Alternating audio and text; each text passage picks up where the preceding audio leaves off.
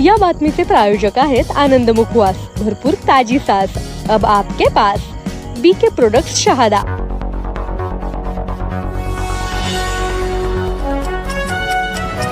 धर्मदंड news 24/7 सदैव सत्यासोबत।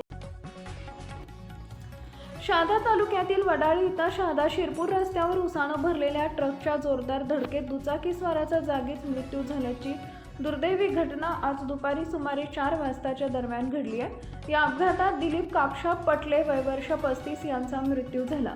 मयत दिलीप पटले हे मूळचे मध्य प्रदेशातील नाकीब भाचंकी येथील रहिवासी असून गेल्या 15 वर्षापासून कोटली परिसरात शेतात रखवालदार म्हणून काम करत होते।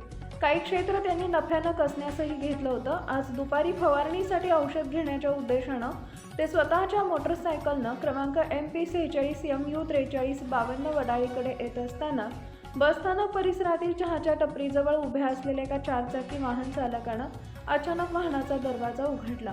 त्याचवेळी समोरून उसानं भरलेला ट्रक क्रमांक MH18 AA 5737 येत असल्यानं दिलीप पटले घाबरले आणि त्यांचा तोल सुटला।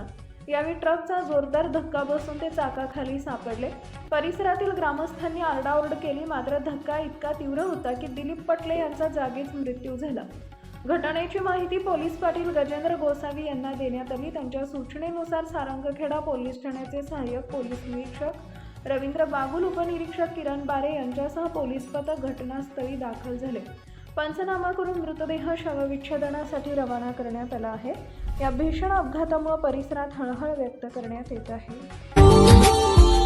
Subscribe now and press the bell icon. Never miss an update.